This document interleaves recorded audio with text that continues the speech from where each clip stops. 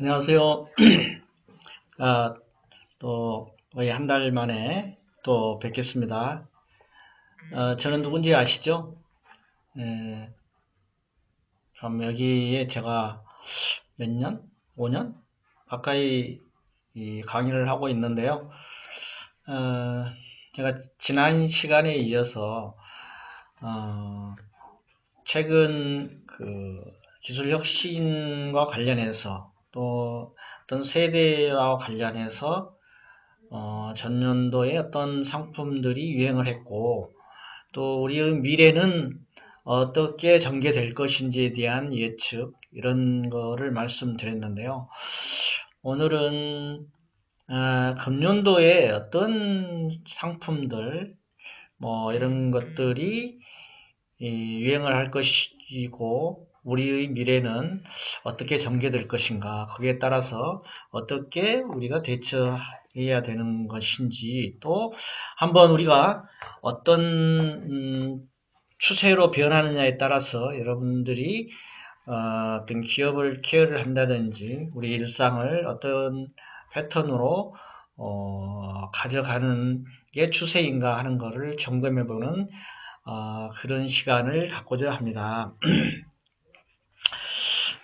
지난번에 그 2020년 경제 전망, 이런 거에 대해서도 언급이 있었습니다만은, 최근에 우리 정세는 굉장히 급변하고 있는 것 같습니다.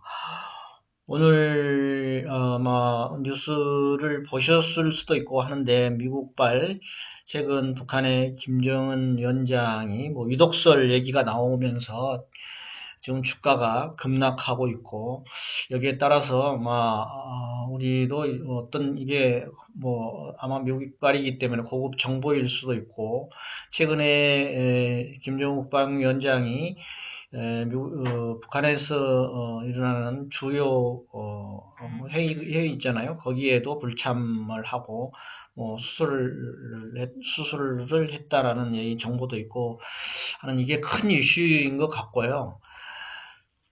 또 하나는 여러분들이 지금 3개월째 지금 전 세계적으로 앓고 있는 코로나19, 이거에 대해서 지금도 제가 보시다시피, 화면에 보시다시피 마스크도 쓰고 있고, 또 여기에서 직접 듣는 분이 현장에 나와서 대면으로 듣고 있는 분이 없는 것도 또 이러한 코로나19의 영향인 거고, 또 이게 언제 사그라들지 모르는 이러한 현상이 지속되고 있고, 우리나라는 지금 그래도 사회적 거리두기라든지 방역 뭐 대책이라든지 여러 가지 국민들의 호응, 또 국가적인 재난에 대비한 방역이라든지 여러 가지 상황을 잘 대처해서 지금은 뭐 한 자릿수 내지는 두 자릿수의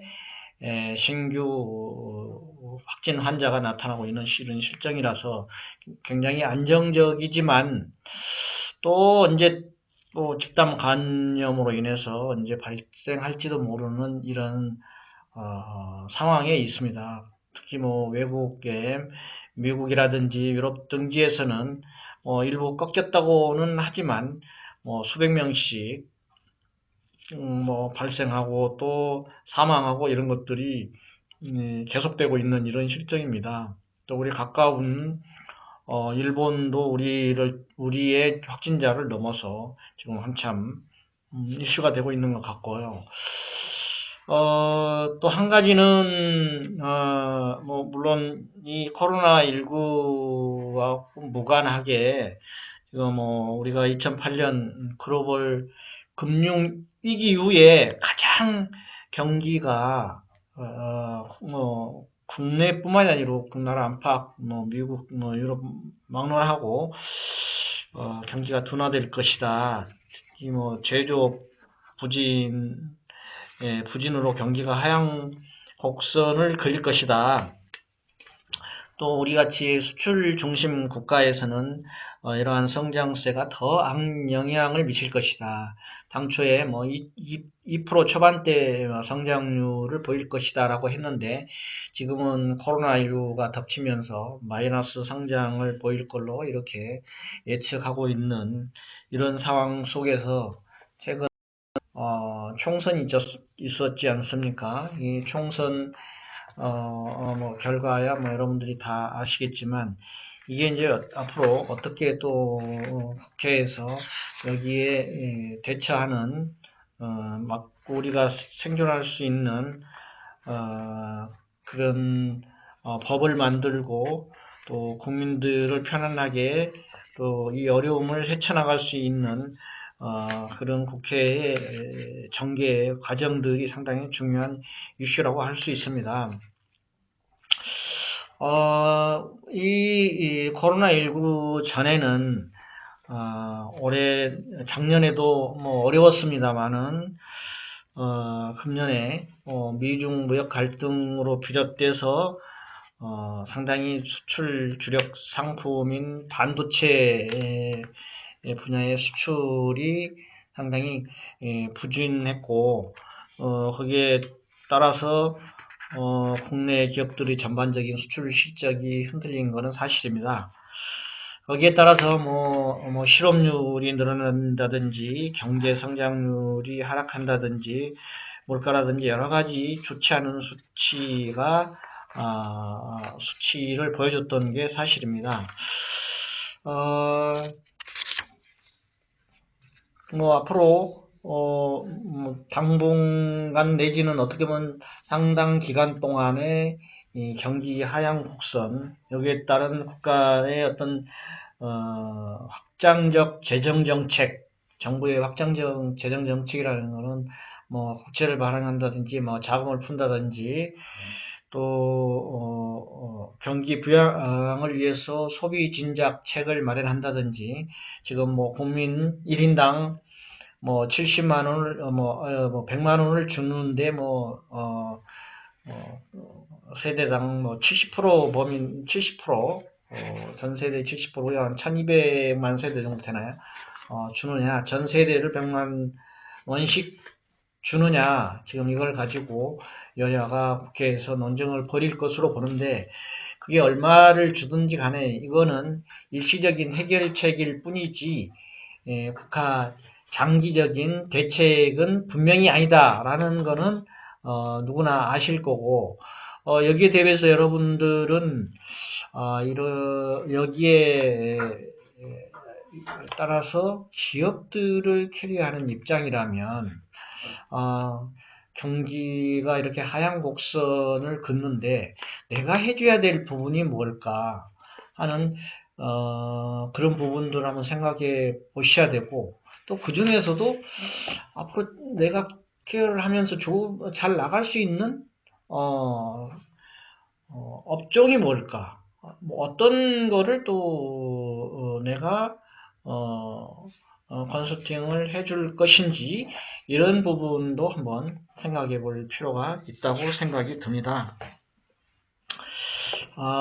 그래서 지난 시간에 제가 뭐 얘기를 쭉 했던 부분들 한번 간단히 넘어가겠습니다. 이색 상품들 또 뭐 인기 상품들 뭐 기술 가전 뉴트로 상품 뭐 가족형 차량 체리 여행 뭐 특별 배송 유튜브 뭐 동물 플랫폼 이런 것들을 쭉 얘기했을 겁니다.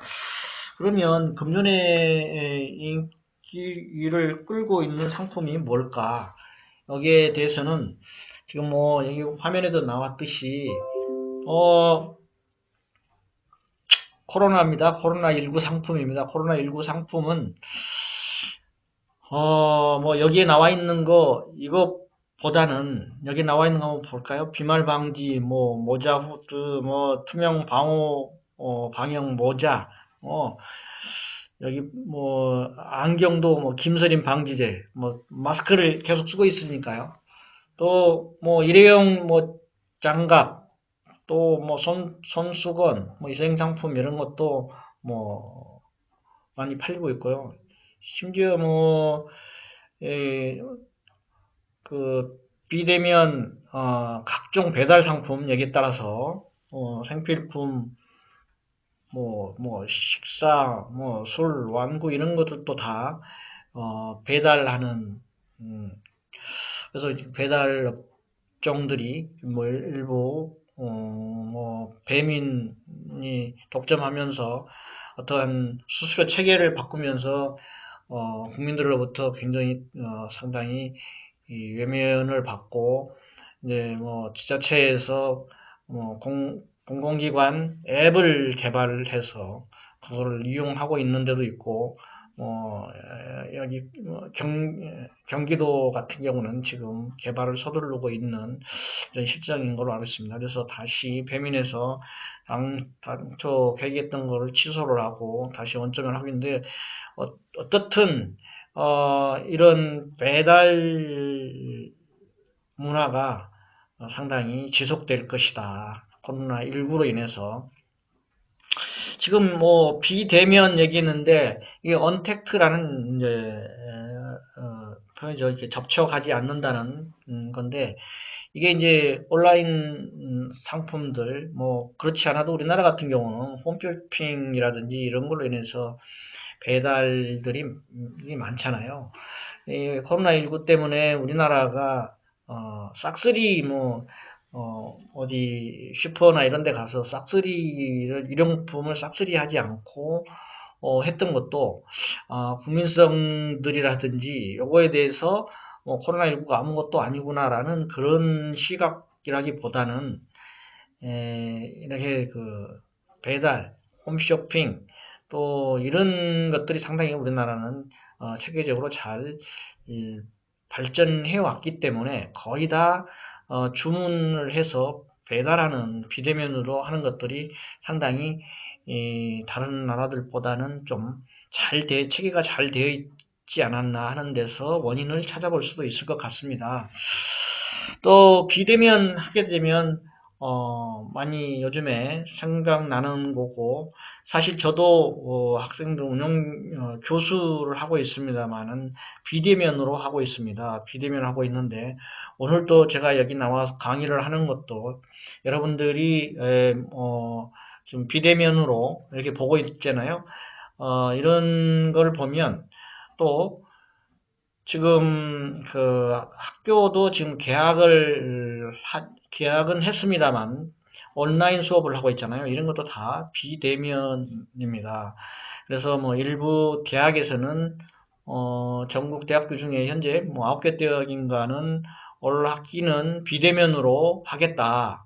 라고 얘기를 하는 거고 나머지 대학들은 뭐 추세를 봐서 아마 개학을 해서 대면 수업을 할 걸로 이렇게 보여집니다. 아마 추가적으로 비대면이 더 늘어날지 여부는 모르겠습니다만, 현재 상태로 사회적 거리두기 실천이 잘 되고는 있습니다만, 5월 5일까지 이 추세를 봐서 아마도 결정을 더 하지 않을까 하는 생각도 들고, 요즘에 뭐 프로축구나 야구라든지 이런 거를, 음, 시작을 해야 되는데, 이런 코로나19 때문에 아직도 어, 개장을 못 하고 있고 일부 이제 비대면으로 연습 경기라든지 이런 거 이제 시동을 걸고 있는 것 같습니다.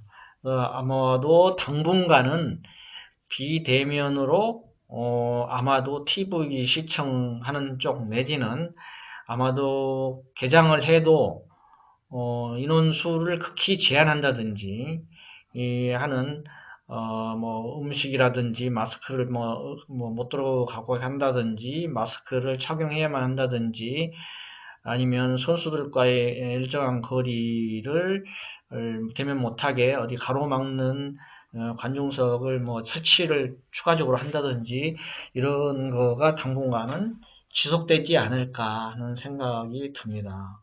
어, 운동선수들 뭐 프로농구나 배구 같은 거는 일찍 막을 내렸잖아요. 막을 내리고 뭐 우승팀도 뭐 그동안은 순위해 가지고 우승팀을 뭐 선정하기도 하고 막 이렇게 해서 종결을 시켰잖아요.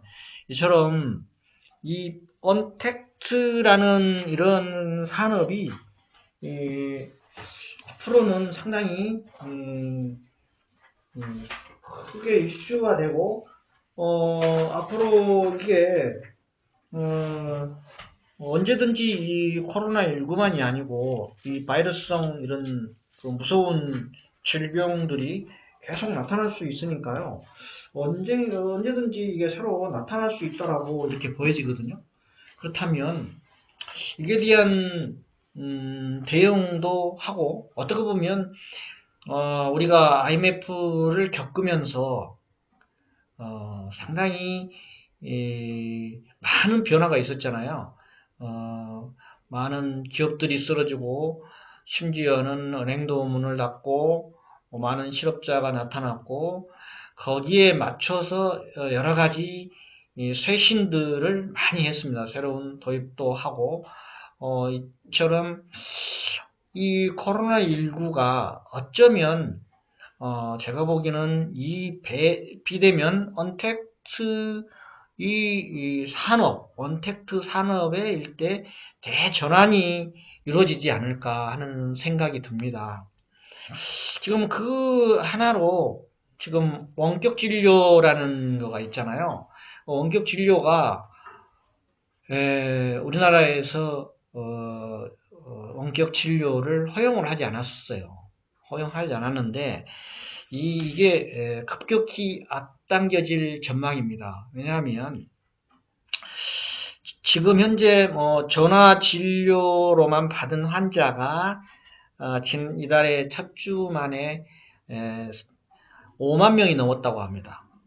이 얘기는 원격 진료로도 충분히 자리 잡을 수 있다라는 걸 얘기하거든요. 그러니까 기득권 세력, 기존의 어떤 세력들에 의해서 이런저런 부작용을 앞세워서 원격 진료를 막아왔는데 실제는 이게 가능한 겁니다. 기존의 뭐 신규 환자들은 아마도 어려울 수는 있습니다. 그러나 지속적이고 계속 그 진료를 하는 일상적인 환자인 경우에는 얼마든지 원격 진료로도 가능할 것이고요. 아마도 좀 더 이제 그 원격 진료에 필요한 뭐 온도를 잰다든지 원격 진료에 필요한 어떤 AI 시스템이라든지 이런 개발이 이제 된다면 그는 충분히 더 앞당길 수 있는 시스템이라고 볼 수 있겠습니다. 그래서 이렇게 됨으로써 원격 진료의 환자들, 특히 지방에 사시는 분, 병원과 멀리 사시는 분, 또 그 몸이 불편해서 실제로 병원까지 가는데 불편하신 분들, 뭐 차량이 없다든지 차량이 있더라도 뭐 멀다든지 여러 가지 이동에 제한이 있는 분들, 또 직장을 다니면서 직장에 다니기 때문에 시간적인 제약으로 인해서 병원을 가는데 제약이 있는 분들, 이런 직장인들, 이런 다양한 요인에 의해서 병원을 직접 찾는 거가 현실적으로 어려우신 분들한테는 좋은 호재가 되리라고 생각이 됩니다. 또 한 가지는 아까 온라인 개학 얘기했습니다만은 이 온라인 교육 문제로 인해서 여러 가지 부수적인 일자리라든지 거기에 따른 그 관련 기업들이 일거리, 일자리, 매출 이런 것들이 많이 생길 걸로 보이고요. 또 이런 게 이제 제대로 작동하기 위해서는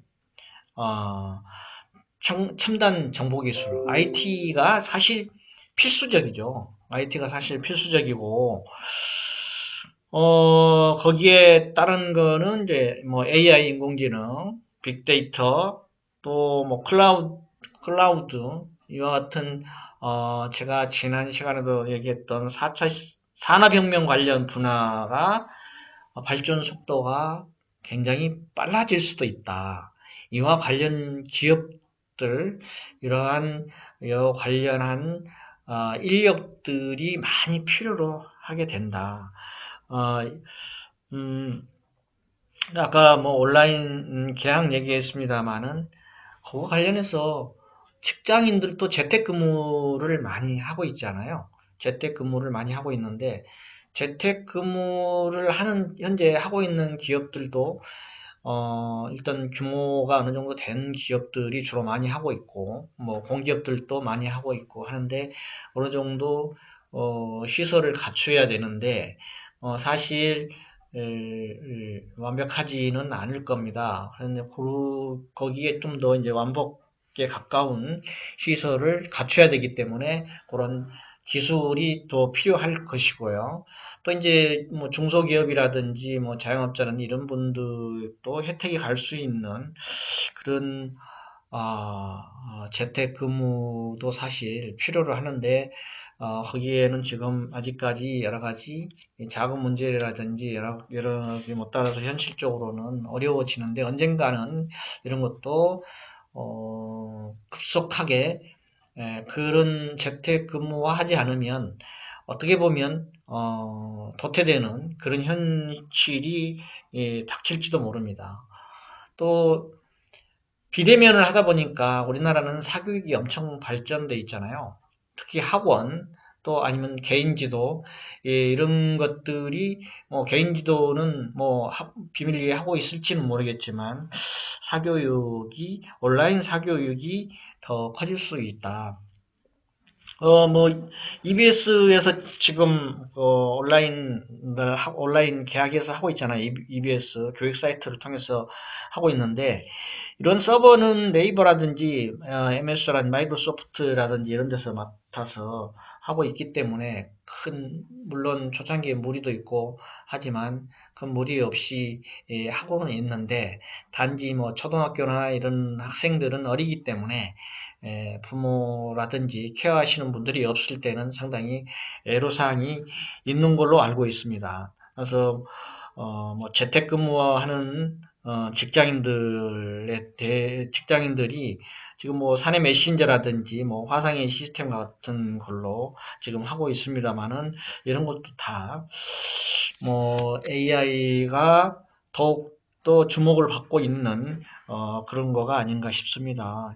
앞으로도 이런 거가 어떤 기술이 발전하면 여기에 혁신적인 그 기술을 접목으로 인해서 보다 나은 어떤 서비스가 바로 전개되고 있을 걸로 보입니다. 제가 살고 있는 게 성남시인데 코로나19 감염 위험이 있는 능동 감시자를 제하기 위한 AI 케어콜 상담 서비스를 네이버에서 관리를 하고 있는데요. 어, 응동 감시자에게 하루에 2번씩 자동으로 전화를 걸고 발열 상태라든지 호흡기 증상을 확인하고 그에 따른 답변을 하면 거기에 따라서 보건소 상담 직원에게 이메일로 전달되는 이런 거를 실시하고 있다고 합니다. 이거는 한 예에 불과하지만 앞으로도 지속적으로 이런 뭐 치료제 개발이라든지 아니면 AI를 활용해서 엑스레이 촬영하는 거에 대한 판독이라든지 이런 것도 뭐 중증 환자를 분류하고 이런 것도 꾸준히 되고 있다고 합니다. 앞으로 시장은 뭐 AI, 빅데이터 이런 걸로 인해서 무궁무진할 걸로 이렇게 보입니다. 자, 제가 뭐 여기 트렌드 상품 중에서 쭉 얘기를 했습니다만은 제가 비대면에 대해서 쭉 얘기했던 거는 지금 뭐 여기에 뭐 나와 있는 부분들은 앞에서 나와 있는 부분들 이미 코로나19로 인해서 제가 쓰고 있는 마스크라든지 일회용 소독제라든지 이런 거는 진즉 품귀 현상이 나오고 뭐 해외에서 뭐 수출하기도 하고 수입해 오기도 하고 그랬습니다만은 요즘에 뭐 진단 키트라고 국내에서 제품들이 미국에서 뭐 조기에 FDA 이 승인을 받고 지금 수출을 미국뿐만이 아니라 전 세계적으로 지금 하고 있는 데이트를 치고 있는 걸 여러분들이 알고 계실 겁니다. 이 코로나로 인해서 특수를 노리고 있는 기업들도 많이 있다. 이거는 뭐냐면 미래를 대비하는 그런 기술을 소유하고 있으면 언제든지 들고 있을 수 있다. 과거의 제조, 단순한 제조 기술은 갈수록 우리 일상에서 사라질 것이고 또 미래에 이런 예상치 못한 상황일 수도 있고요. 제가 뒤에서 얘기를 하겠지만 이 코로나19를 예측한 소설이 있습니다. 소설 어둠의 밤인가 걸로 알고 있는데 지금 최근에 우리나라에서 지금 번역을 해서 보고 있거든요. 이런 그 바이러스가 뭐 전염돼 가지고 뭐 할 거다라는 이런 내용들이 있는데 외국에서는 이게 많이 전에부터 번역이 돼서 보고 있는데 우리나라는 이게 번역되고 있는데 그것도 뭐 시간 나시면 한번 이런 것도 아마 읽어보실 필요가 있을 것 같고요. 또 여기에 세척 가전이라고 제가 했는데 뭐 식기세척기라든지 건조기라든지 우류관리기라든지 이런 것도 작년에도 상당히 인기가 있었습니다만은 실내에서 생활을 많이 하고 집에서 모든 거를 해서 먹거나 배달해 먹고 이렇기 때문에 식기세척기라든지 뭐 건조기라든지 이런 것들이 더 많이 수요가 늘어날 것이다 라고 보는 거고 드라이브 스루라고 했잖아요. 이거 뭐 지금 코로나19 관련해서 지금 드라이브 스루로 해서 진단 키트로 검사를 코로나19 확진 검사를 하고 있잖아요.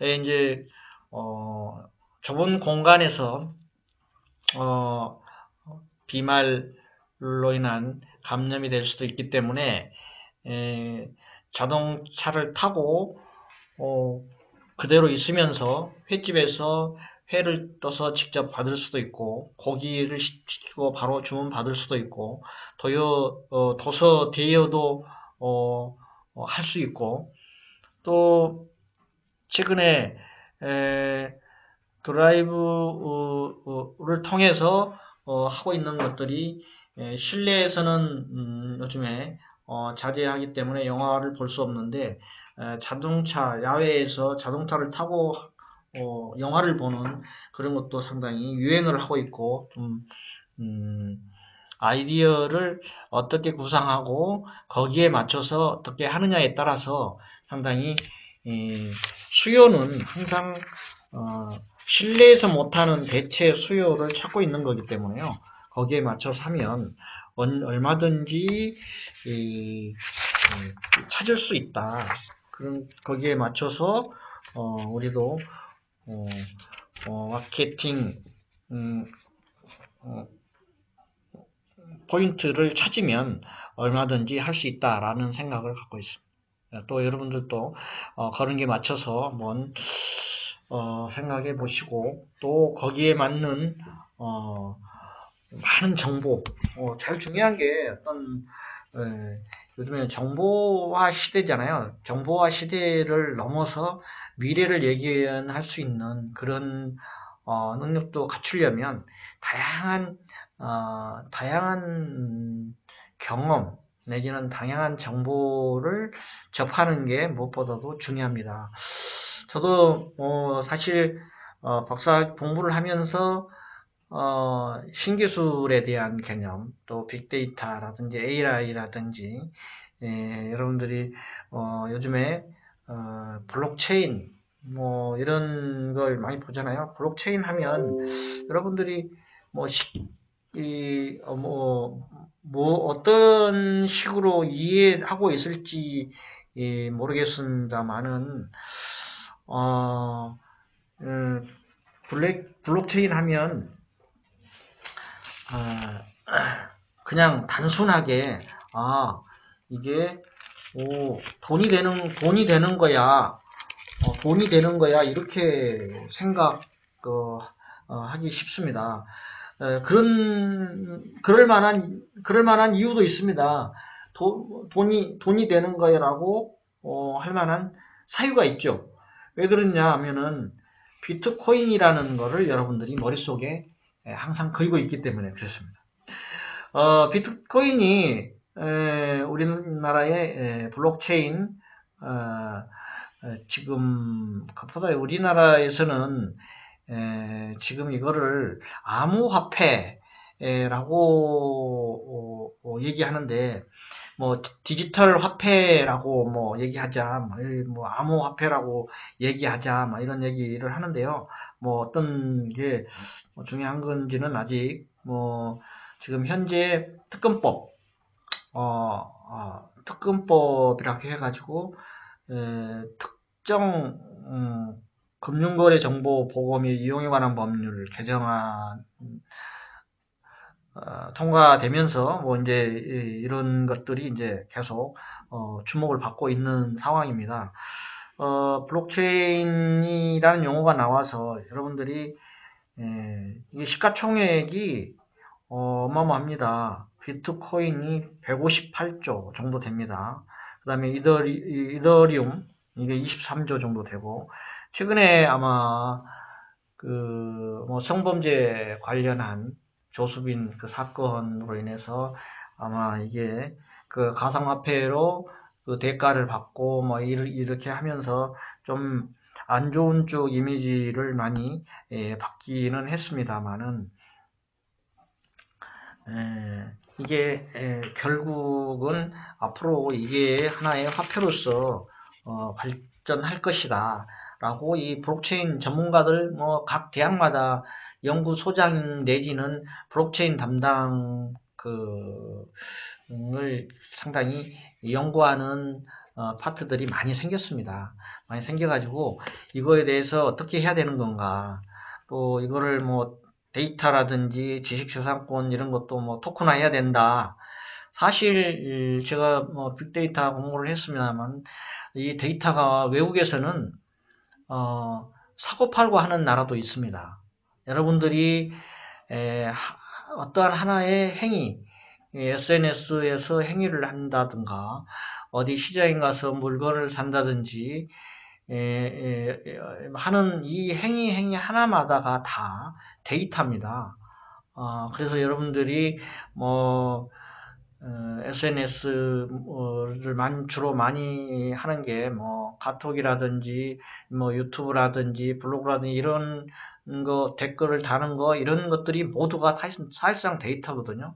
근데 여러분들이 가입할 때는 아무런 생각 없이 뭐 동의합니다, yes 하지만 개인정보라든지 이런 것들을 다 하는 거를 그냥 무료로 주는 거예요. 주고 있는데 이런 정보를 가지고 어마어마한 이 데이터를 가공을 해서 이것이 결국은 가공한 것이 인공지능을 통해서 어떠한 제품을 만들고 소비자의 원하는 제품, 소비자가 원하는 거를 미리 예측해서 내가 바로 원했던 거야 하는 거, 미래의 어떤 우리 상상만 했던 그런 제품들이 만들어지고 하는 것입니다. 그래서 블록체인 하면 쉽게 얘기하면 블록체인은 뭐 그렇게 얘기하시는 분도 있어요. 이거는 신뢰를 위한 기계다. 그러니까 뭐 신뢰 머신이다. 막 이렇게 표현합니다. 쉽게 얘기하면 은행이 필요로 했던 이유는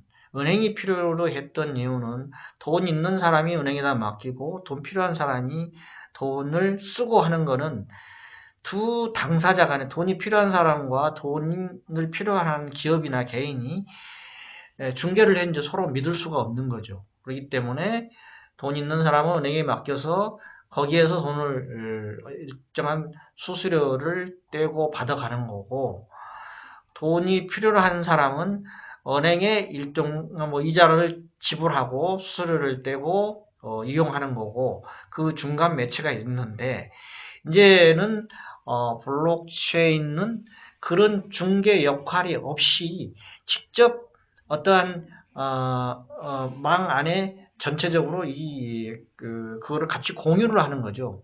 공유를 하면서 데이터 각 그 참여자들이 여러 명이 있는데 그들 간에 조건이 맡으면 계약이 되는 거죠. 거기서 계약이 되는 거고 계약 내용은 둘이만이 공유하는 게 아니고 다른 분들도 그 내용을 알고 있기 때문에 위조라든지 이런 거를 할 수가 없습니다. 그래서 쉽게 할 수가 없습니다. 할 수 없도록 구조적으로 되어 있기 때문에 신뢰 머신이다, 신뢰할 수 있는 기계다, 이렇게 표현하고 있고요. 앞으로도 이게 상당히 지금 현재는 이게 대기업들이 뭐 나서지는 않고 실제는 뭐 이렇게 물론 간접적으로 지금 하고 있죠. 뭐 제로 페이 뭐 해가지고 지금 하고는 있는데 이런 것들이 이제 뭐 삼성전자라든지 이런 데서 이제 그런 것까지 다 포섭을 하게 되면 어마어마할 겁니다. 앞으로 이제 이 4차 산업혁명과 관련해서 이 블랙초인이 이미 이제 뭐 플랫폼이 국내에도 다양하게 지금 출시되어 있어 가지고 지금 2000년도에 올해 블록체인 관련 국내 시장이 어마어마합니다. 1300, 지금 현재 이게 얼마나? 10억, 100억, 1000억. 1366조, 올해 1366조 시장이다라고 하거든요. 근데 뭐 내년, 내후년은 3562조 시장, 2030년도에는 어마어마합니다. 2200조라고. 어쩌면 이 디지털 자산 혁명이 일어날 것이다 라고 합니다.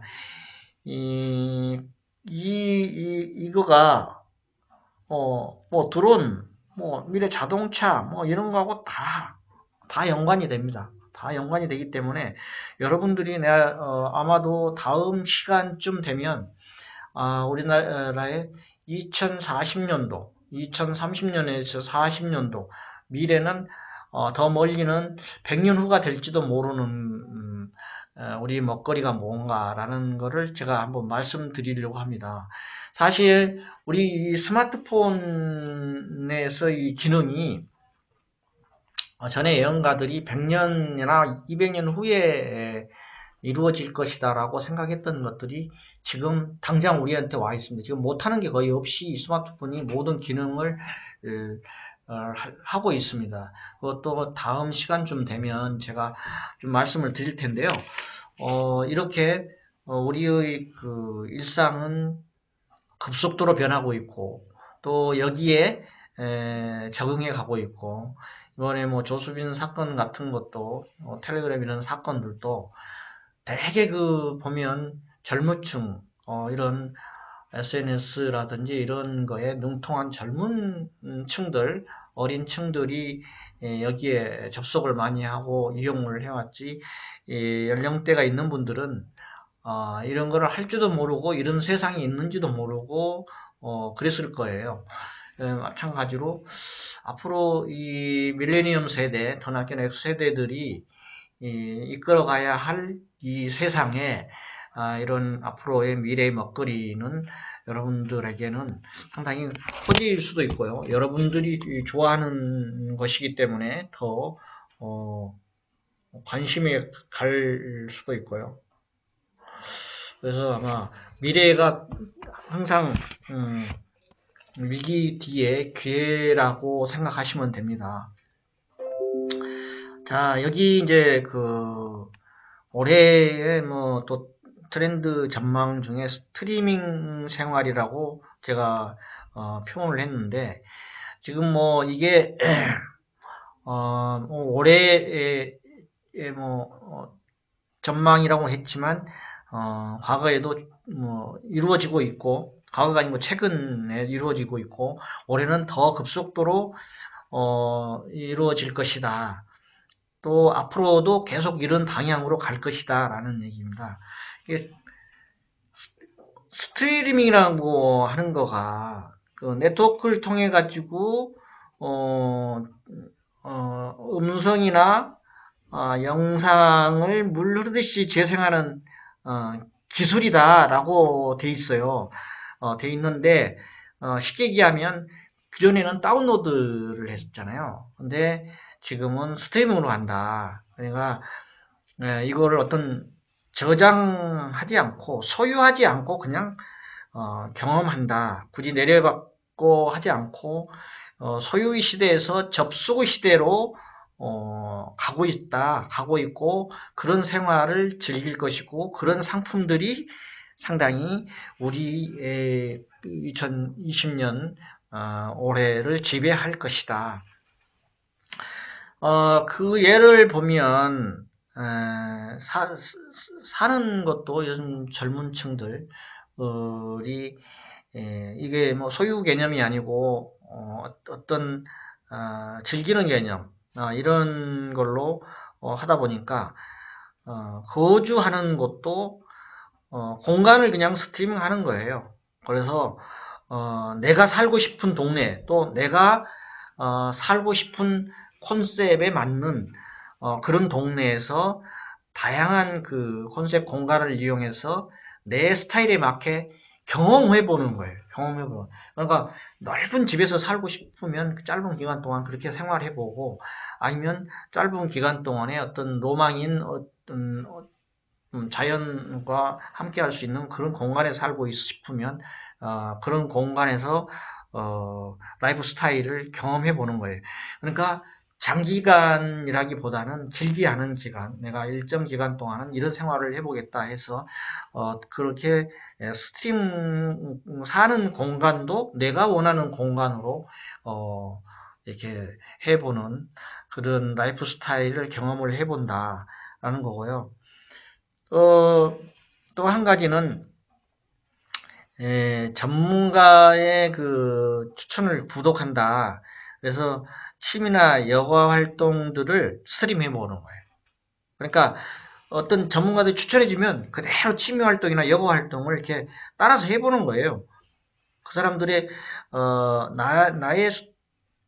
나의 취향에 맞는 스타일, 나의 취향에 맞는 어떤 화장품 이런 것들을 전문가들이 추천해주고 전문가들이 조언해주는 대로 그대로 따라해보는 거예요. 어떻게 보면 이런 게 사실 유튜브가 좋은 정보를 제공하는 것도 있지만 때로는 가짜 정보라든지 잘못된 정보를 제공해줌으로 인해서 지난번에 어떤 교회에서 코로나19로 인해서 여러 가지 부작용이 나서 집단 감염이 되는 경우도 있고 사실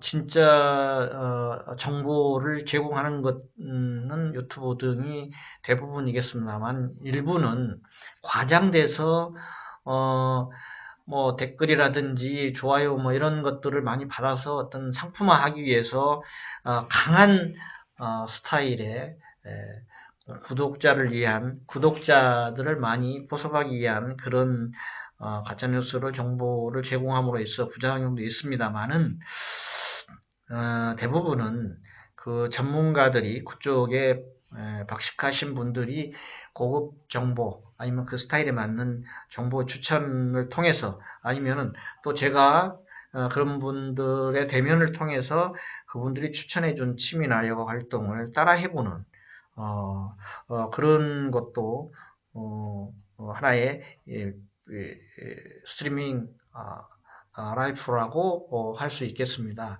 또 뭐 이런 것도 있죠. 또 이제 요즘에 자동차 같은 것도 빌려서 리스로 주로 많이 하잖아요. 소유를 하지 않고 빌려서 하는 경우도 많습니다. 내가 타보고 싶은 자동차 아주 리스를 하는 거예요. 그러니까 요즘에 젊은 층들이 또 뭐 스포츠카뿐만이 아니고 SUV 차량, 가족 요즘에는 워라밸 그런 시대이기 때문에 주 52시간 이런 시대이기 때문에 아마도 경기가 안 좋아서 뭐좀 요거에 대한 노사 간의 갈등은 좀 심할 것 같아요. 이번에 뭐 선거에서도 30대, 40대 층들이 어디로 표를 던졌느냐에 따라서 여야의 구분이 확연히 나타났듯이 뭐 그것뿐만은 아니지만 그것도 좀 영향이 있다라고 보여지는데 아무래도 이 젊은 층들은 소유라는 데는 상당히 당장 다가설 수 없기 때문에 리스라든지 자기가 타보고 싶은 거 아니면 또 뭐 고가의 가방, 모자 이런 것도 다 리스가 되니까 그런 것도 어떤 품목 제한이 없이 요즘에는 그런 것들이 굉장히 성행을 합니다. 내가 얼마 전에 TV를 보니까 강원도 고성에 어느 젊은 신혼 부부가 그 강원도 뭐 최북단에 일종의 카페 같은 거를 차렸어요. 어디 이제 방송에서 그건 이제 취재를 하는데 거기서 뭘 하느냐면 거기에서 그 해안가에 하루를 즐길 수 있는 물건들을 빌려주는 거예요.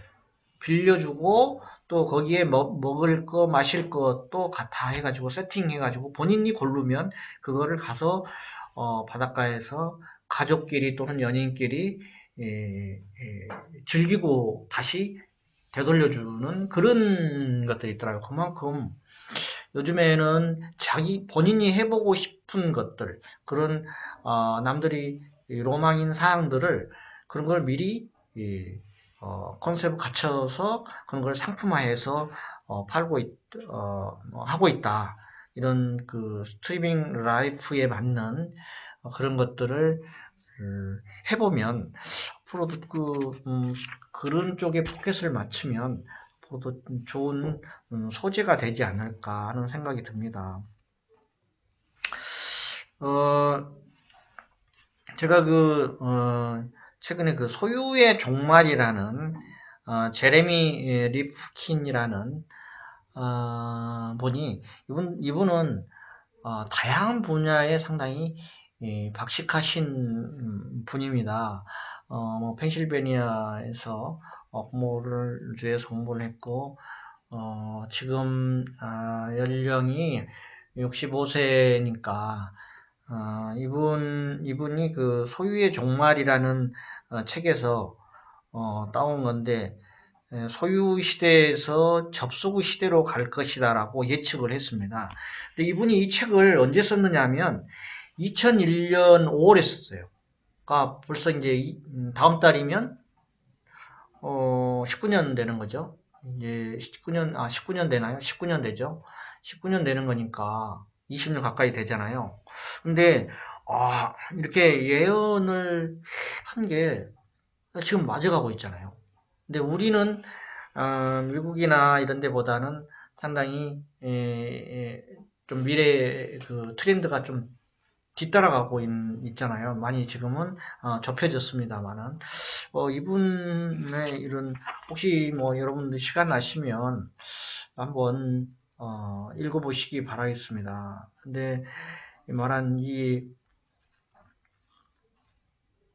지금 시점에서 한 19년 지난 지금 시점에 이 소유에서 접속이라 했잖아요. 이 접속을 원서는 그 접속의 시대라고 그랬거든요. The Age of Access, 그러니까 접촉, 접근 이런 시대로 갈 것이다. 근데 이 꼭 접속은 이제 어떻게 보면 접속이라는 거는 체험, 경험 이런 걸로 펼쳐질 것이다 라는 거죠. 그래서 이 스트리밍 라이프는 어떤 경험 가치를 굉장히 중요하게 생각하고, 그러다 보니까 내가 가방이라든지 내가 타보고 싶은 자동차라든지 이런 걸 한번 써보는 거, 또 체험해보고 느껴보고 이런 경험을 쭉 축적해가는 그런 과정, 여정 이런 것들이 핵심이라고 보시면 돼요. 그래서 과거에는 소유한다 그러면 어떤 핵심 가치는 교환이잖아요. 내가 돈을 주고 그 대가를 사는 거니까, 물건을 사는 거나 집을 사거나 차량을 사는 거니까 교환의 가치였다면, 이 스림은 내가 소유하지는 않지만 그 경험이라든지 그 서비스 가치를 사는 거예요. 그러니까 그 핵심 가치가 변화하고 있는 거예요. 변화하고 있는 거예요. 우린 나이 든 세대, 기성 세대들은 내가 평생 집 한 채, 내 집을 소유하고 있는 게 꿈이다 해가지고 집 한 채 갖고 그거를 소유하다가 내가 소유하고 내가 살만 하면 자식들 결혼시켜줘야지 뭐 해야지 하다 보니까 그거 한다고 뭐 집을 팔아서 더 작은 집으로 옮긴다든지 아니면 결혼을 못 시키고 애들을 독립을 못 시키고 있다든지 이러한 기성 세대들이 있는데, 요즘 세대들은 그런 거가 아니에요. 나는 소유의 개념이 아니라 나는 그 소유의 개념보다는 내가 스트리밍을 해보겠다, 경험을 해보겠다, 서비스를 지키겠다 이런 가치에 더 중요한 포인트를 준 라이프 생활이다라고 보시면 됩니다. 그래서 어떤 그 소비 기준도 소유라고 그러면 어떤 성능이라든지 기능이라든지 이런 거를 많이 보잖아요. 뭐 자동차를 예를 들자면 그렇죠. 성능이나 기능이지만 스트리밍 이 라이프 생활에서는 취향이죠, 취향. 나는 스포츠카라든지 이런 걸 타고 한번 전국을 돌고 싶다. 아니면 나는 SUV 차에 뒤에 내가 원하는 어떤 뭐 잠자리든지 해먹을 거라든지 이런 걸 싣고 바닷가라든지 어디 좋은 장소를 가서 가족끼리 즐기겠다라든지 뭐 이런 취향이라든지 차별화에 어떤 포커스를 주는 겁니다. 그 다음에 이제 소비하는 기간도, 소유라고 하면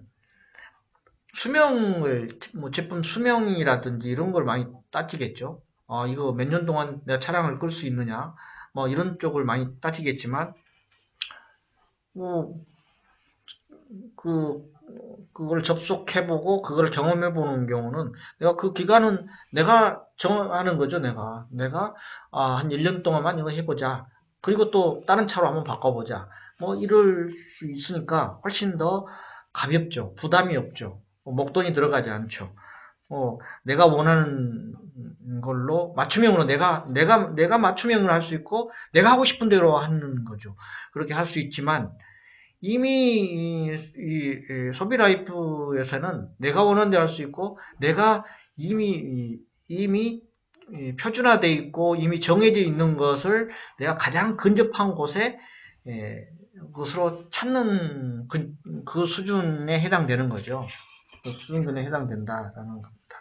그러니까 이제 소유정말 이걸 쓴 리프군 얘기를 약간 했습니다만은, 이분의 책은 좀 여러분들이 시간 나시면 좀, 뭐 과거에 쓴 책들, 이렇게 뭐 소유 종말, 그 뒤에 뭐 노동의 종말이라는 것도 있습니다. 노동의 종말도, 상당히 앞으로 이제 뭐 3차, 4차 산업혁명 오면 이런 것들이 아마 기계가 대응을 하고 뭐 AI 뭐 이런 걸로 인해서 그걸로 인해서 만들어지는 어떤 인간 대행하는 어떤 형태의 기능들이 대행한다는 그런 기능들이 노동의 종말을 가져올 수도 있는 거고요. 또 육식의 종말이라는 책도 있습니다. 이것도 이제 뭐 계속 2002년에인가 만들었는데 또 최근에 쓴 거는 뭐 공감의 시대라는 것도 있습니다. 공감의 시대, 유로피안 드림, 또 수소혁명, 수소혁명 같은 경우는 석유 시대에는 가고, 세계 경제의 미래는 이런 수소혁명이 올 것이다.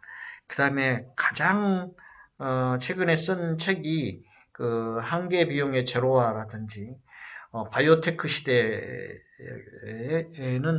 이게 금년에 발행된 책인데 바이오테크는 다른 책보다는 이 책을 읽으면 더 미래에 대한 어떤 좀 암울할 수도 있고 또 희망일 수도 있습니다. 근데 희망을 가지고 보시기 바랍니다.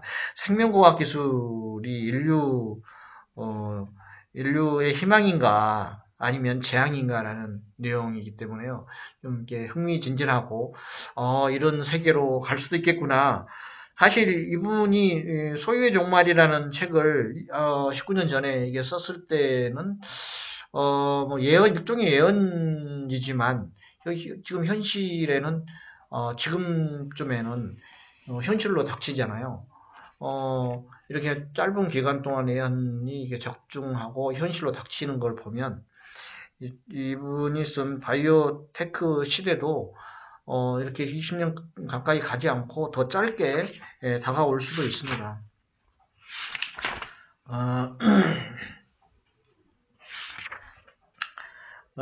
지금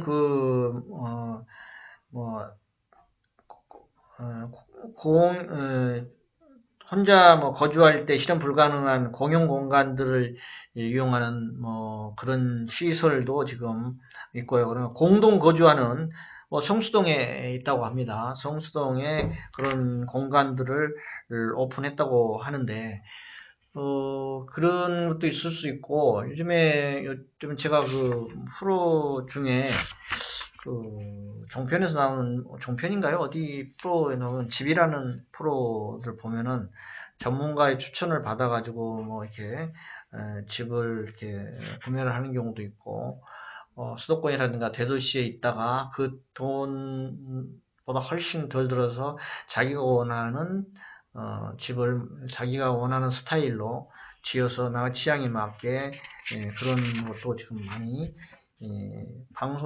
방송에서 하는 것들은 요즘에 방송에서 하는 것들은 계속 그 새로운 트렌드에 맞춰서 방송을 하지 않으면 요즘에 시청률이 굉장히 떨어지는 이유가 그 요즘 젊은 층들은 기본적인 이 방송에서 방영하는 채널을 거의 보지 않습니다. 기성세대들, 나이 드신 분들이 주로 보는 거고, 젊은 층들은 뭐 넷플릭스라든지 이런 새로운 그 저장해서 보고 자기가 원하는 것만 볼 수 있는 그런 것들을 받아서 보고 있기 때문에 이런 걸 극복하기 위해서 유튜브에서 많이 나오는 그런 형식의 포맷을 갖춘 그런 것들이 많이 나오죠. 요즘에 그런 것들이 많이 나오니까 그렇게 많이 나온다는 얘기는 그쪽에 많이 뺏겼던 시청자들을 다시 이제 이쪽으로 환원하기 위해서 그런 노력들을 하고 있다. 그렇게 보시면 될 것 같고요. 제가 이 부분들이 상당히 내용이 길었는데요. 뭐 시사하는 바도 많고 이 부분에 대해서 제가 얘기를 하면 좀 끝이 없을 것 같기도 하고 그래서 사실 요즘에 스트리밍을 즐기는 층들은 대부분 밀레니엄 세대입니다. 밀레니엄 세대고 이분들은 이 층들은 소유에 필요한 자산이 돈이 부족하죠. 사실 돈이 부족하기 때문에 이러한 욕망을 충족시키기 위해서 이런 거를 하는 거예요. 그러니까 부모 세대보다 나는 더 가난하게 살 수밖에 없다라고 예측을 하는 거예요. 예상을 하는 거예요. 왜냐하면 공부도 더 많이 했죠. 학교도 많이 나왔고 또 많이 나왔는데도 취업하기 힘들죠. 취업하기 힘든 데다가 경쟁은 갈수록 끝이 없죠. 그러다 보니 결혼도 늦죠. 결혼을 안 하거나 늦거나 하죠. 그러다 보니까 내가 이거를 소유하겠다. 내가 부모보다 더 잘 살기는 쉽지 않겠구나 하는 그런 생각들을 많이 하는 거예요. 그렇기 때문에 아예 자신들의 소유욕을 채워줄 만한 소득은 충분치 않다. 그래서 소유하는 대신에 합리적인 가격으로 내가 얻을 수 있는 다양한 경험을 해보자 하고 눈을 돌리는 거예요. 쉽게 얘기하면. 그래서 사람들은, 인간은 그렇잖아요. 내가 소유를 포기한다고 해가지고, 뭐, 욕망이 줄어드는 건 아니잖아요. 소유에 걸맞는, 욕망을 채우기 위해서 나는 부모보다 더 어렸을 때 나는 부모가 지금 취하고 있는 그런 고급 경험을 쌓아보겠다. 이런 생각들을 하는 것 같습니다. 그래서, 지금 30대들이 특히,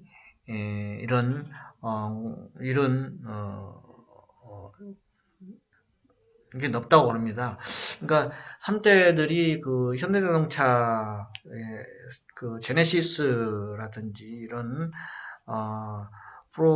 구독 프로그램 분포가 가장 높은 거가 그분들이 뭐 제네시스라든지 이런데 그런 걸 타보고 싶고 경험해보고 싶고 요즘에 그 제네시스 잘 나왔잖아요.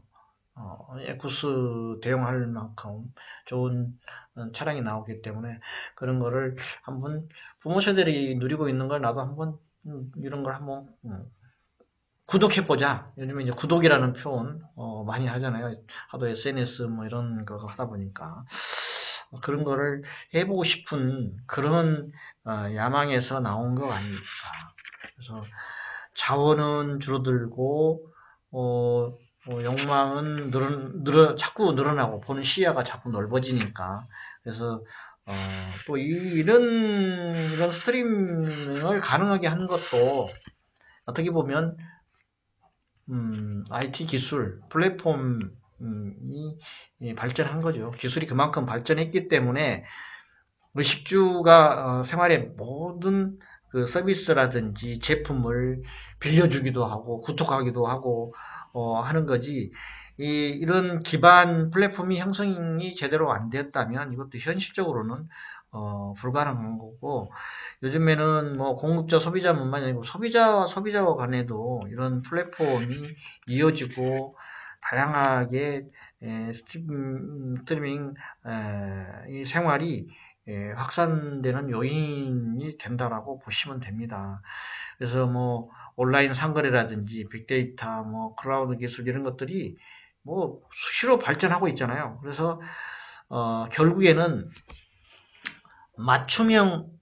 개개인의 맞춤형 스트리밍 라이프가 형성이 될 것이다.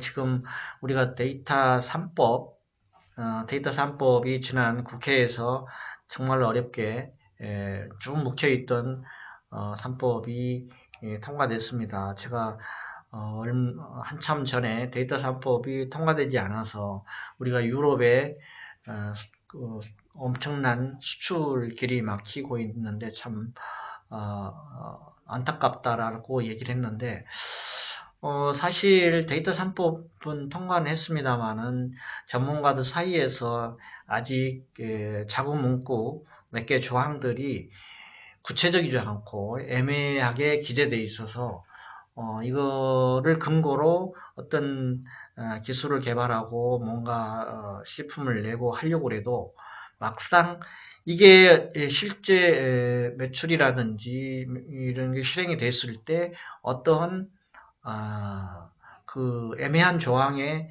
해석에 걸리게 되면 그동안 개발했던 막대한 손실이 있기 때문에 주춤한다는 얘기를 들었습니다. 정부나 지금 뭐 이제 국회도 새로 구성됐으니까 이런 전문가들도 아마 들어가 있을 수도 있고, 전문가들이 들어가 있지 않으면 보좌관들이 이런 정보들, 이런 것들을 잘 제공하시고, 또 데이터 관련 협회라든지 이런 데서 그런 것들을 잘 조율해서, 제일 중요한 게 이 데이터 3법을 주요한 포인트는 개인 정보에 대한 침해입니다. 개인 정보가 어디까지를 허용하고 어떻게 할 것인지, 어디까지 허용되고 그런 거를 구체화시켜야 거기에 맞춰서 개발할 건데, 너무 구체화시키고 너무 제약을 많이 두면 이게 겉도는 데이터 3법이 되는 거기 때문에 이것도 참 논란거리이자 또 우리가 극복해야 될 조항 중에 하나인데, 제가 이거 관련해서 최근에 언론에 나와 있는 것들을 한번 찾아보고 가져왔는데, 이게 아닌가? 없네요.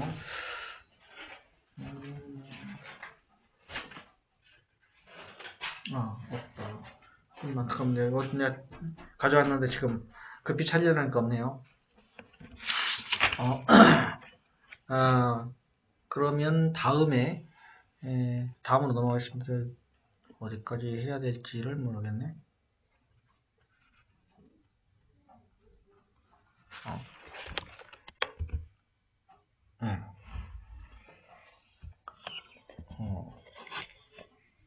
여기 이제 맞춤형 기술 상품, 여기 이제 했는데,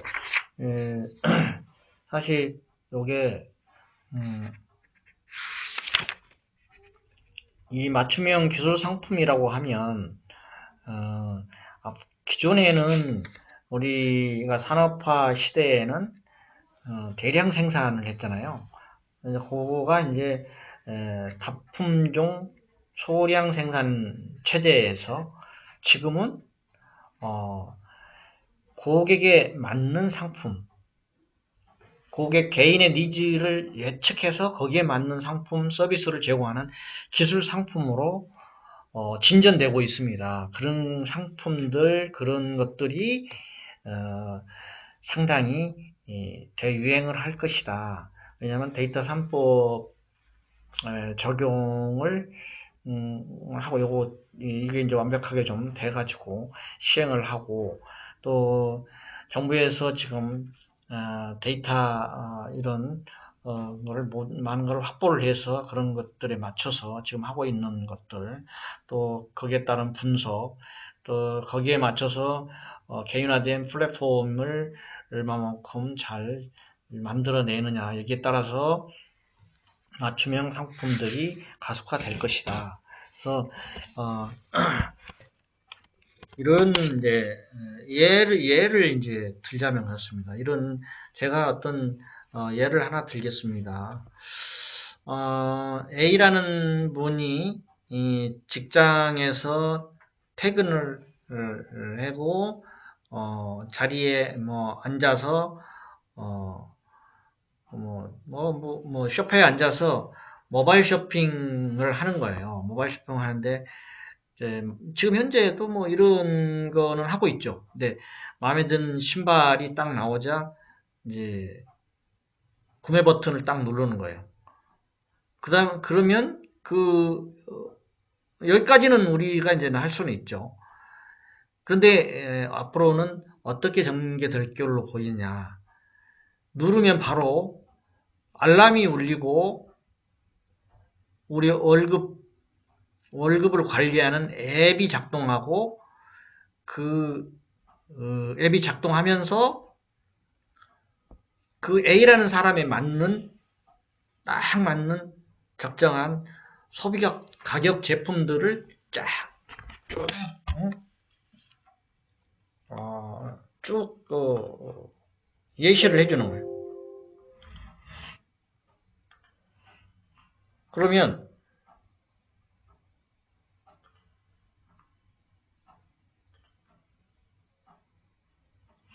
예시를 해주면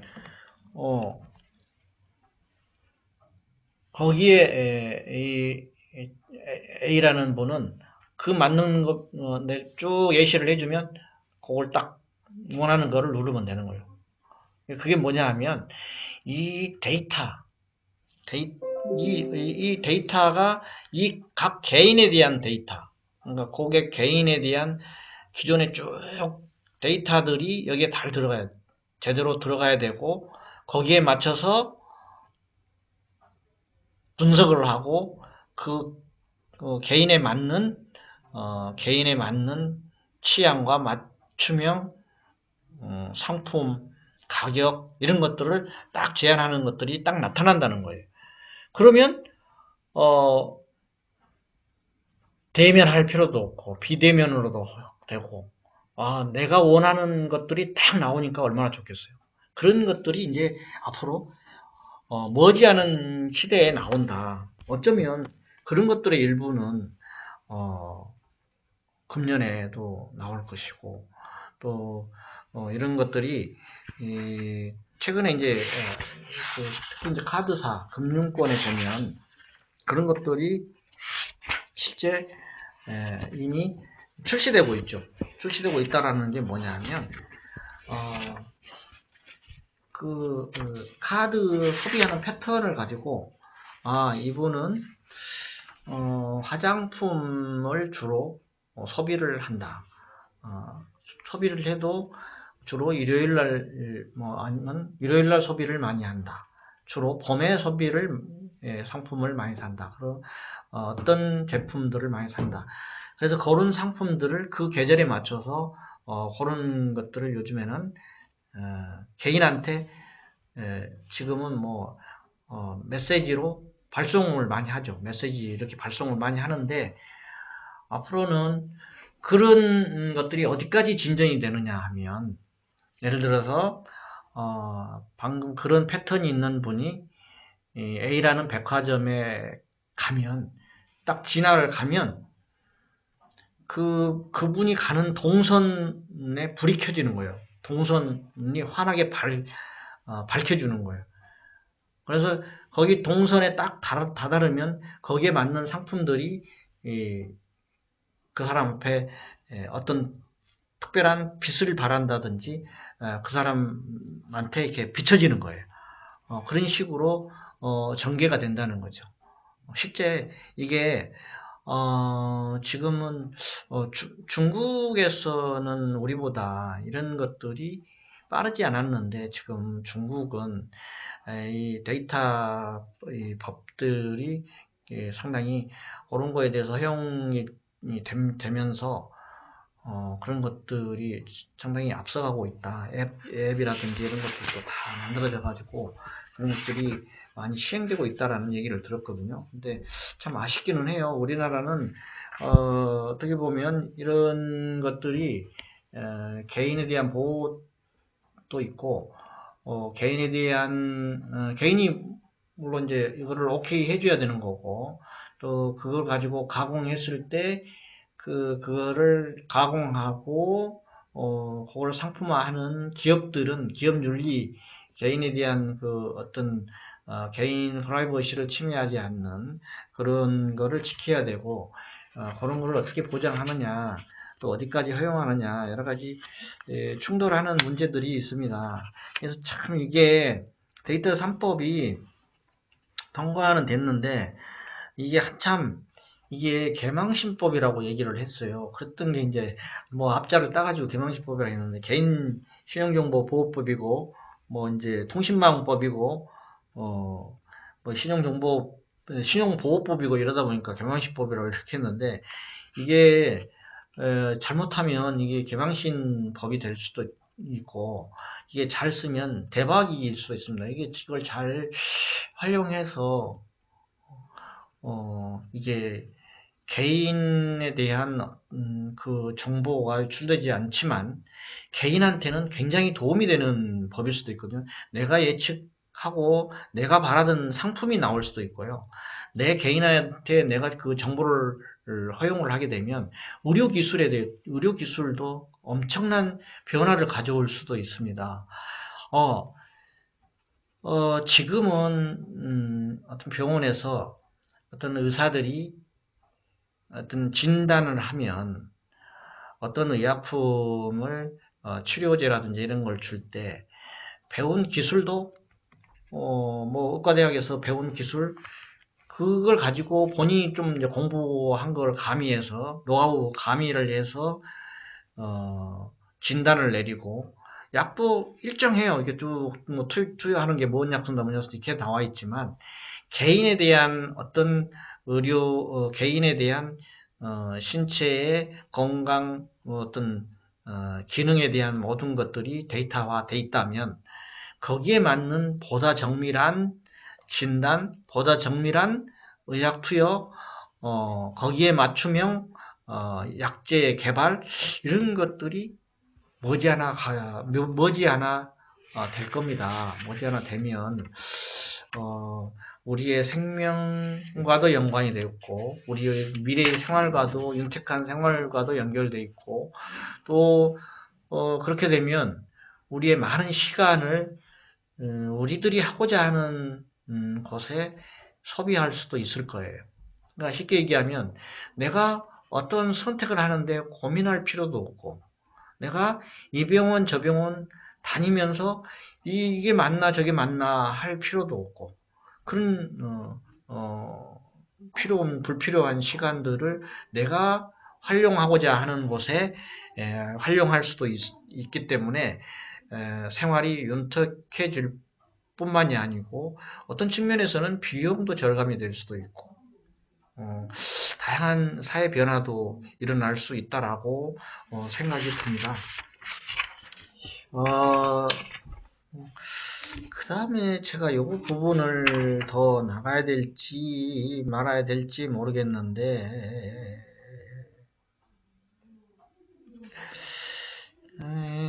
나가야 될지 말아야 될지 모르겠는데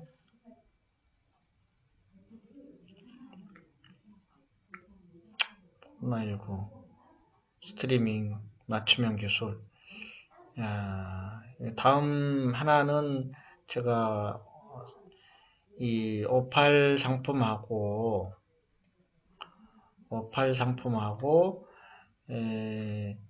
프리미엄 상품은 다음 시간에 하는 게 맞을 것 같습니다. 이게 시간이 실제는 이 한 챕터를 가지고 한두 시간씩 해야 되는데 좀 이렇게 뭐 이런저런 얘기를 하다 보니까 많은 실질적인 사례를 들어서 해주면 더 좋을 건데 제가 사례를 다 못 들기는 했는데 실제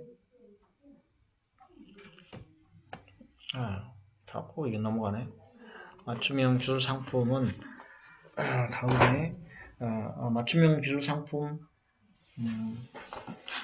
여기까지만 하고요. 제가 다음이 뭔가 58이고 프리미엄 상품인데 프리미엄 여기까지 하나 더 할까요? 잠깐만. 아파요. 애매하네. 좀.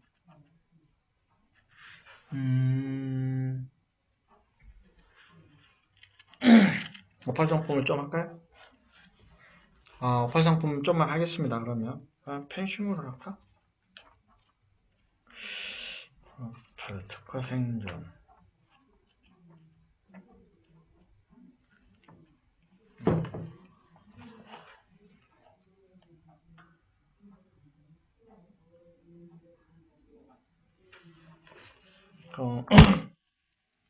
오팔 상품, 맞춤형 상품을 좀 더 하고, 한 10분 정도 더 하고, 끝내는 걸로 이렇게 하겠습니다. 지금, 이 맞춤형 기술과 관련해 가지고는, 일단은, 이게 이제 상품화 하기 위해서는, 모든 여러 가지 고객들하고 접점하는 상황에서 여러 형태의 데이터화가 가능해야 돼요.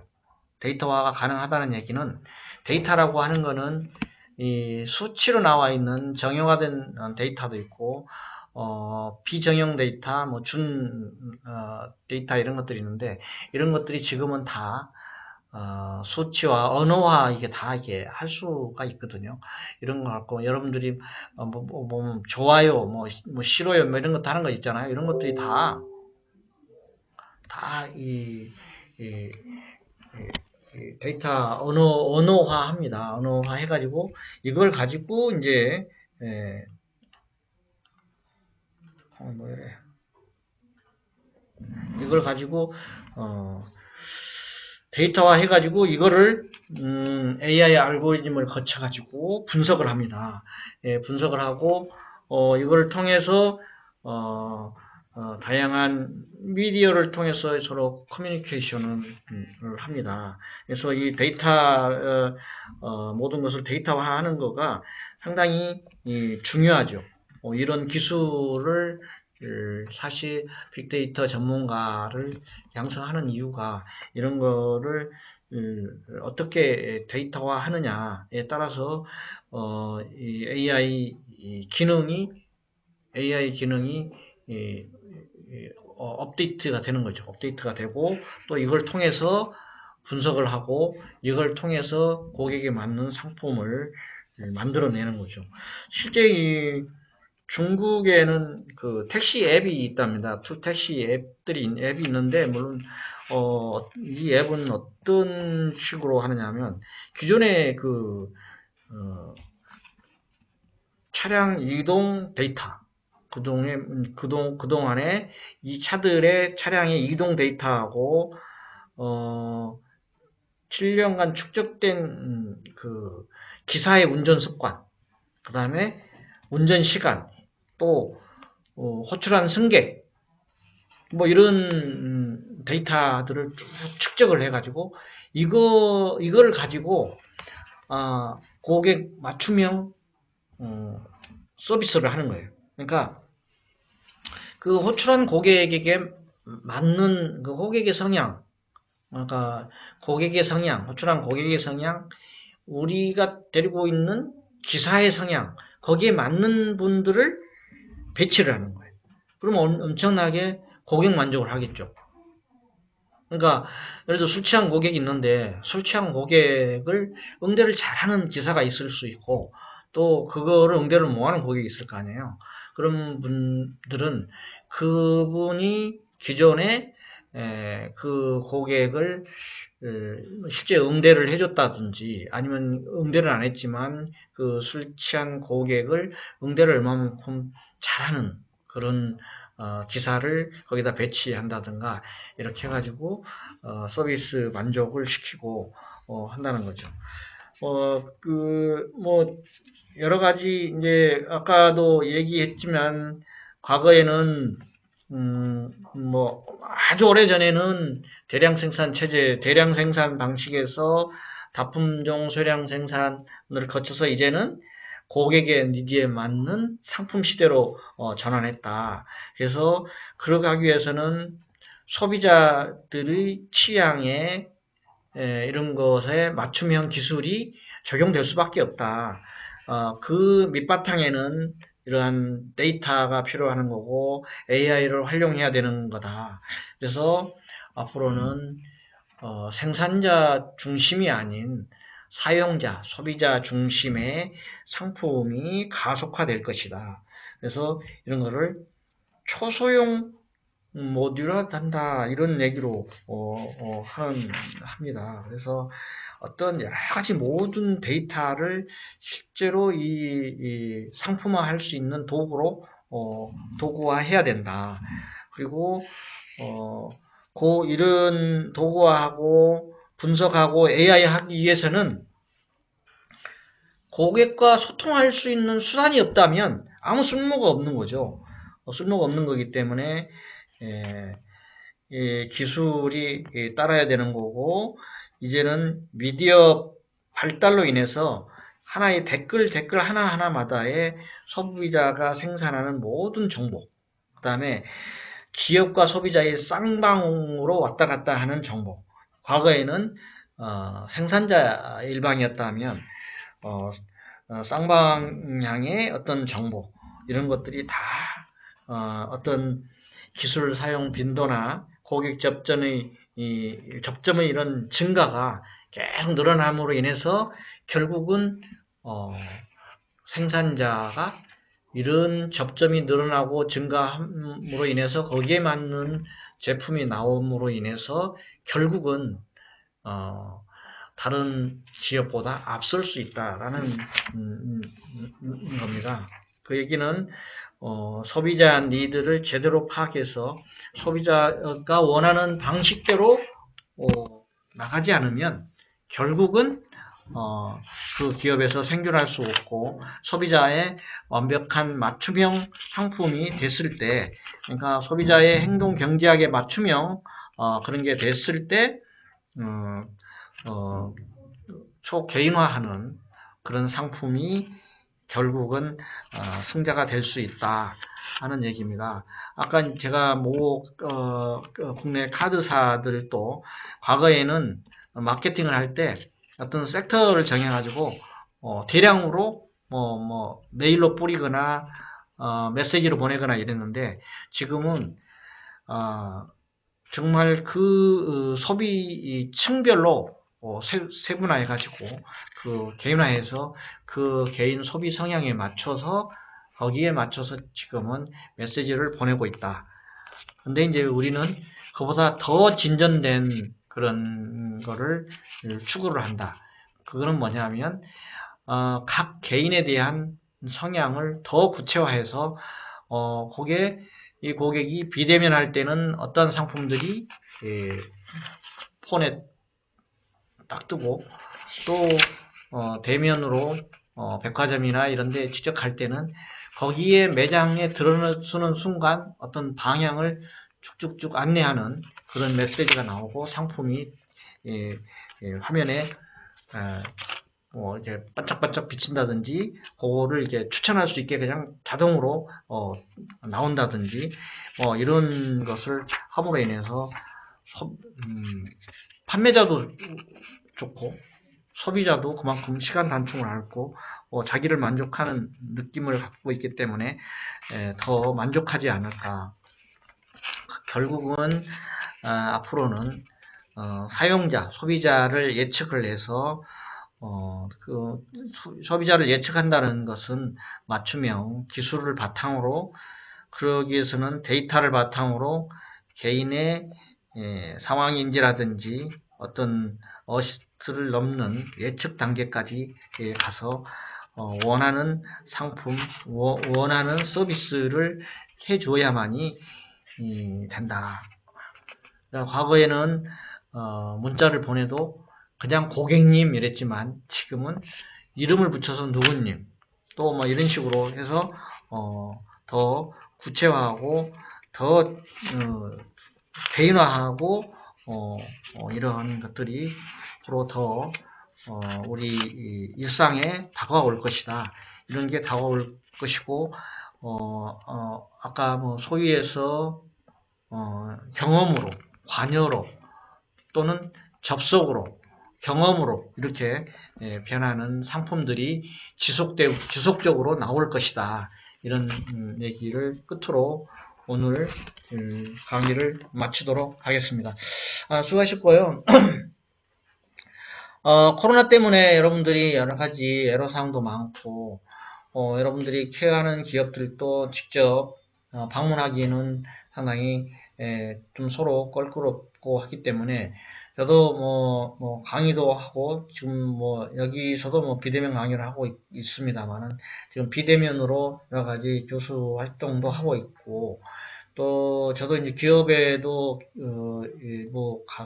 일주일에 한두 번 나가서 하고 있는데 서로 마스크를 쓰고 생활하기도 불편하고 여러 가지 어렵지만 이런 걸 이겨내야 하는 게 이제 우리고 또 앞으로 이런 비대면의 어떤 마케팅이라든지 어떤 기술 여기에 준 기술 상품이라든지 제품이라든지 이런 것들을 항상 머릿속에 그리시고 또 이런 것들로 인한 앞으로 뭐 R&D 어떤 도 많이 나오지 않을까. 그런 거에 대한 것도 여러분들이 구상해 보시고 또 아이디어도 많이 가지시고 다양한 지식도 소유하셔야만이 미래에 여러분들이 원하는 소득을 얻을 수 있지 않을까 이렇게 생각됩니다.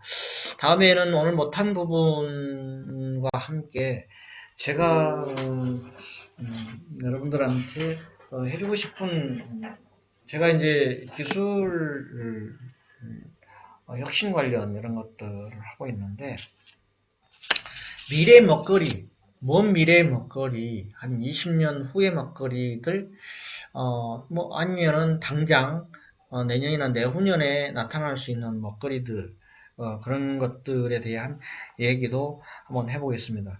이런 먹거리들은 기술이 결합되지 않으면 이뤄낼 수 없는 것들입니다.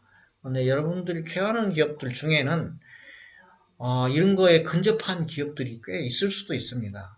왜냐하면 오너가 거기까지 눈을 못 뜰 수도 있고 또 여러분이 그런 어시스턴트를 못 할 수도 있고 또 그러기 위해서는 그 기업이 가진 자원 내지는 가능성 이런 것들도 여러분들이 예측해 볼 수 있는 능력을 배양하는 것도 필요하다고 생각합니다.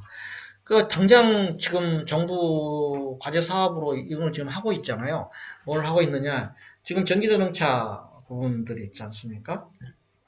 저희 아파트 단지도 지금 전기자동차가 좀 오래된 아파트인데, 지금 이번에 전기자동차, 거기 이제 주의라고 해야 되나요? 주의 시설을 지금 갖추려고 지금 하고 있는데, 현재는 뭐 몇 시간씩 이렇게 전기 주유를 해야만이 뭐 200km, 300km 이렇게 가고 있는데 이게 아마 지금 정부 과제 사업으로 개발하고 있는데 이거 개발이 되면 한 50분 주유를 해서 한 550km까지 갈 수 있는 그런 걸 지금 개발하고 있다고 합니다. 이건 상당히 획기적이죠. 이렇게 되면 전기자동차 보급률이 갑자기 늘어날 것이고 그다음에 그 전기료가 쌉니다. 지금 제가 저희 선배 중에 최근에 그